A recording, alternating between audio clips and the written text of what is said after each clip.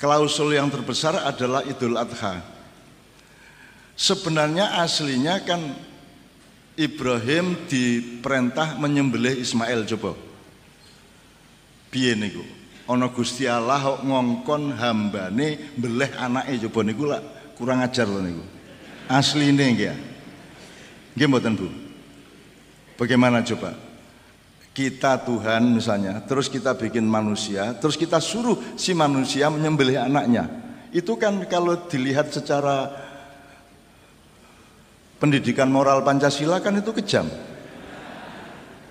Saiki apa jenenge PMP? Sekitar PMP yang mbok jenenge ganti-ganti ra masalah. Indonesia ini kahanane ora ganti, sing ganti jenenge kan gitu. Sekarang PSK, dulu WTS, sebelumnya Londe, sebelumnya Begenggek, sebelumnya ngono lah. Janjane padha wae. Jane ya ming maling disebut koruptor ben rada terhormat sithik, janjane ya ming asu maling kan gitu kan. Karena menang di perang Badar itulah kemudian pulang menjelang hari raya Rasulullah mengatakan nahnu na'udu minal aidin wal faizin. Nah, terus kita pakai sekarang. Nahnu na'udzu, kami kembali sebagai orang kita sekarang menjadi orang yang kembali dan beruntung. Itu maksudnya perang Badar. Nah, sekarang kita harus temukan perang Badar kita. Perang Badar kita itu tidak harus PDIP lawan Gerindra. Perang Badar itu tidak ada urusan nama Jokowi dan Prabowo. Itu masalah terlalu kecil dan terlalu remeh dan pura-pura semuanya itu. Yang disebut perang Badar adalah Rasulullah mengatakan kita barusan pulang dari perang kecil dan sekarang kita memasuki perangan yang sangat besar, jihad al-akbar, yaitu perang melawan nafsu kita masing-masing. Sampai dikasih puasa Ramadan, dikasih Idul Fitri, itu sebenarnya hanya supaya Anda tidak celaka. Janjane iki nek arep lulus ora ana sing lulus kejaba nabi sing pancen di takdir kita. Nek jenengan ra lulus, aku ra lulus, mudhar apa ra lulus. Anda ngerti dosis nek kesehatan. Kapan mangan, kapan ora mangan, mangan sepiro, mangan opo, ya sak piturute. Itu aja kita kan tidak mampu sekarang Bu. Kita kan hidup kuliner, tidak hidup higienis. Hidup kita itu pengen mangan opo, duduk apike mangan opo. Sayyidina Umar itu bin Khattab itu mendus kendase ning tembok mergo krungu ana unta kepreset ning dalan. Dia bertanggung jawab terhadap semua jalanan yang ada di Madinah pada waktu itu. Kok ana unta kepreset? Berarti sing salah kan khalifahe. Akhirnya dia bentur-bentur kendase ning tembok karena merasa bersalah kepada unta. Jadi nek hari raya Sayyidina Umar itu lho njaluk ngapura tenanan karo rakyate. Lah di Indonesia malah open house. Malah rakyate dinteni kon njaluk ngapura. Lah rakyat salah apa? Rakyat iki wis angel. Dan sampai hari ini tidak ada permintaan maaf resmi presiden kepada rakyat. Tidak ada permintaan maaf resmi dari menteri kepada rakyat. Ora ono. Jadi orang yang ora lulus aslinya mlebu neraka. Tapi Allah sangat murah.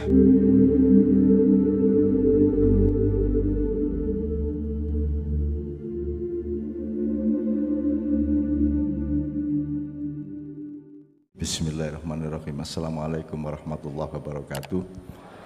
Pertama saya minta maaf sebanyak-banyaknya, sedalam-dalamnya, seluas-luasnya kepada Pak Minto, sahabat saya, adik saya, karena beliau hafal satu bait puisi saya sementara saya sendiri sudah lupa. Saya mohon dimaafkan karena itu sangat memalukan bagi penyairnya yang tidak hafal. Kedua, saya kasih pengantar gini aja Ibu Bapak sekalian, saya terima kasih atas kesempatan untuk bersilaturahmi dan halal bihalal pada siang hari ini. Pertama barangkali secara teknis sebagaimana Pak Rektor sudah memulai tadi, kita napak tilas secara akademis, intelektual mengenai Idul Fitri. Jadi kalau ucapan Idul Fitri yang orisinal dari Rasulullah itu taqabbalallahu minna wa minkum taqabbal ya karim, itu sudah ada sejak zaman Nabi. Artinya kita bertemu bersalaman dan hatinya terbuka, saling memaafkan agar supaya semua kehendak baik kita oleh Allah dikabulkan pada Anda maupun pada saya atau kami. Itu yang pertama. Nomor dua, nahnu na'udzu minal aidin wal faizin, itu kalimat ketika pada bulan Ramadan menjelang hari raya Rasulullah pulang dari sekitar 215 km dari kota Madinah setelah melakukan atau setelah mengalami perang Badar yang luar biasa dahsyat, di mana pasukan Islam hanya 313 orang prajurit yang juga bukan benar-benar prajurit tapi seanak-anane wong lanang. Oleh Allah diberi kemenangan melawan sekitar 1.100 pasukan sekutu dari Mekah dan lain-lain. Pasukan sekutu ini dalam arti yang sebenarnya. Nah, tahap kemenangan itu dicapai itu menurut saya merupakan contoh bahwa kita bisa menempuh hal yang sama. Jadi kalau melihat pasukannya, maintenance perangnya, ketangguhan sebagai prajurit, itu pasukan Islam pasti kalah. Itu pada bulan Ramadan, yaitu perang Badar. Tapi kalau melihat bahwa orang Islam itu hidup tidak sendirian, tidak dengan dirinya sendiri, tapi juga dengan Allah dan para malaikatnya, maka ada kans untuk tidak kalah. Maka Rasulullah mengucapkan satu kalimat kepada Allah dan satu kalimat kepada prajuritnya. Kepada Allah, Rasulullah mengatakan innama tunsuruna wa turhamuna wa turzakuna bidu'afaikum. Kepada pasukannya dia mengucapkan itu. Dia bilang sama pasukannya yang janjane wis ora pantes lah jadi prajurit ki, wis jalan kaki tanpa alas 313 km, 250-an kilometer dari Madinah ke daerah Badar itu dalam keadaan loyo, tidak cengkap senjatanya. Rasulullah memberi optimisme bahwa kalian insya Allah kita semua akan ditolong oleh Allah, diberi kemenangan oleh Allah dan akan diberi rizki oleh Allah. Innama tunsuruna wa turhamuna wa turzakuna bidu'afaikum. Kalian akan diberi kemenangan, rizki dan pertolongan dengan syarat niat kalian adalah bidu'afaikum, yaitu hatinya membela orang-orang yang lemah. Jadi ternyata ada rumus di hadapan Allah bahwa kalau niat kita itu adalah membela orang-orang yang du'afa, membela orang-orang yang lemah, membela orang-orang yang tertindas, membela orang-orang yang teraniaya dan tidak bisa berbuat apa-apa, maka Allah akan nyulap keadaan dari rasionalitas perang menjadi keajaiban kemenangan. Gitu. Kemudian itu ngomongnya kepada prajurit, janjane ngapusi kuwi nek cara militer. Modar harap menang musuh Abu Jahal dengan sekutunya yang lengkap segala sesuatunya. Tapi Rasulullah nekat ngomong seperti itu untuk memfetakompli Allah. Nek panjen Gusti Allah sayang karo aku ya aja ora dikabulke. Kira-kira ngono kuwi. Dadi jenengan juga gitu.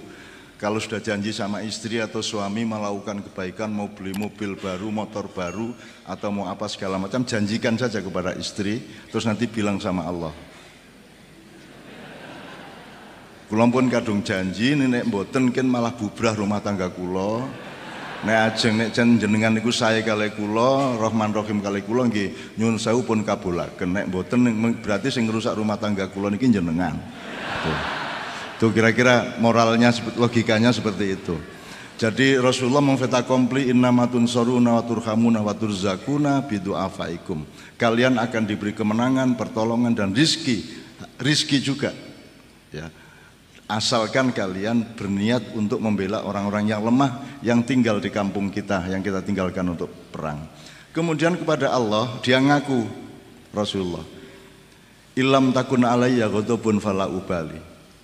Gusti niki nek soal perang mesti kalah. Prajurit mboten alah ra iso dialap lah. Senjatane nggih mboten lengkap. Sing kula andalkan nek kula milih medan perangnya. Jadi Rasulullah milih di lembah Badar sehingga dia secara militer dia bisa hitung bahwa sedikitnya pasukan itu akan tidak terlalu celaka karena wilayah yang dipilih itu adalah ada bukit-bukit, ada lembah, dan saya pernah ke lembah Badar itu.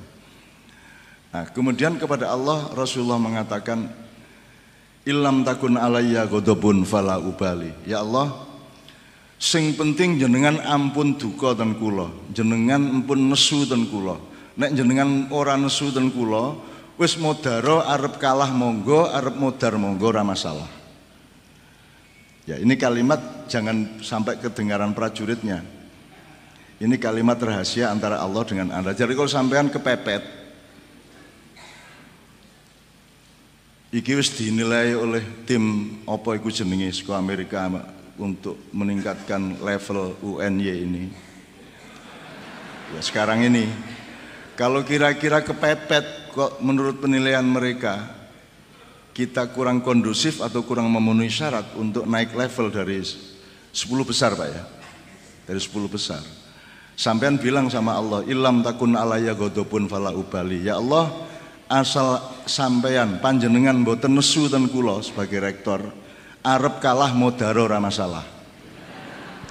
Gusti Allah ra tega akhirnya ditingkatkan menjadi 7 besar, 6 besar, 5 besar.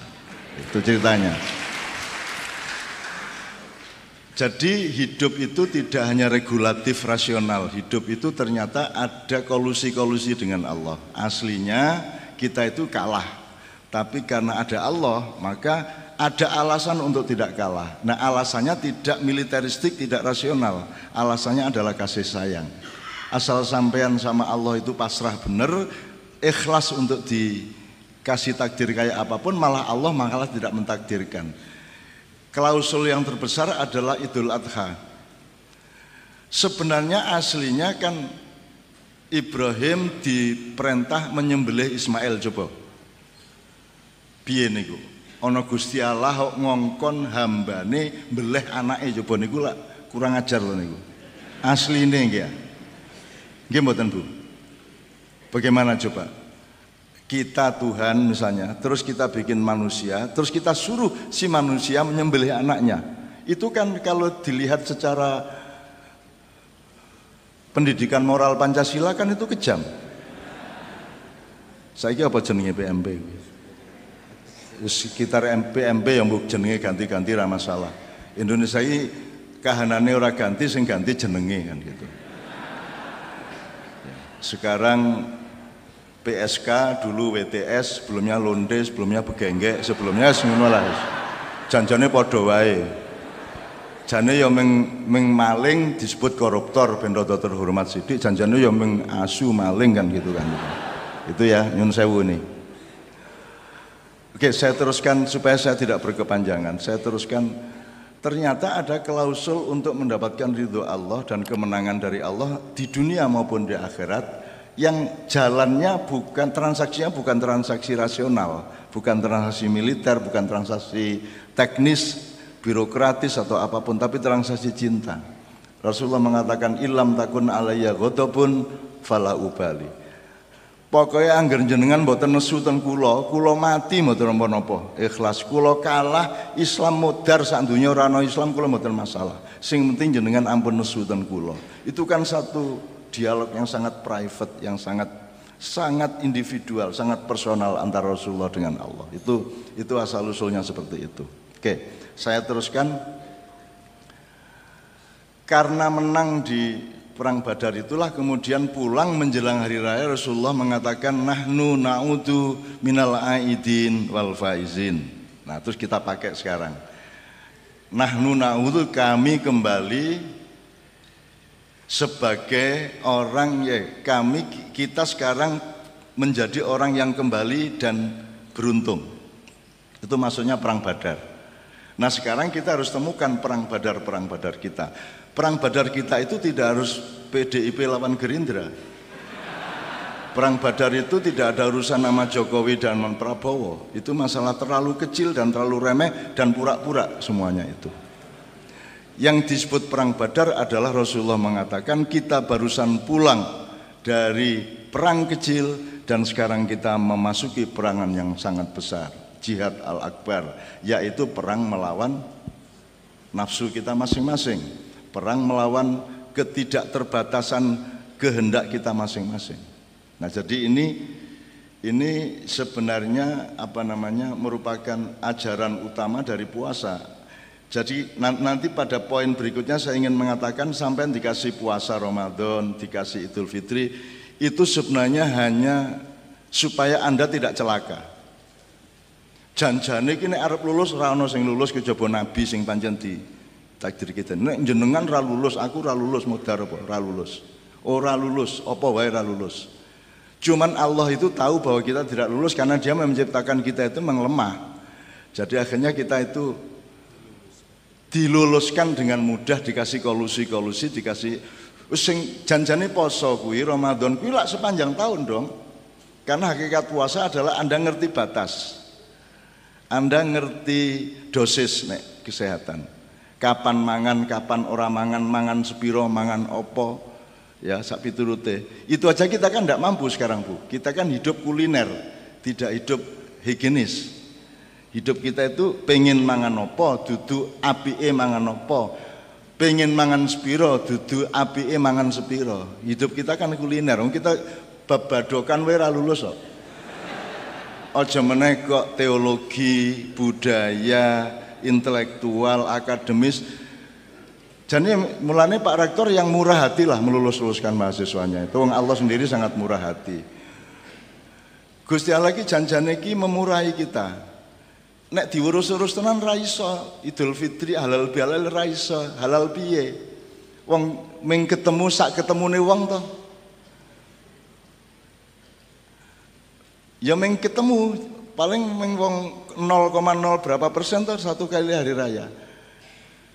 Saiki kowe dadi rektor menyatakan suatu kalimat yang ternyata tidak kondusif dengan situasi hati dan posisi pikiran maupun posisi dalam konstelasinya si mahasiswa, sehingga kalimatnya Pak Rektor itu kemudian menjadi mudorot. Kuwi sing salah sapa? Nek Pak Rektor ora njaluk ngapura kira-kira dosa apa ora?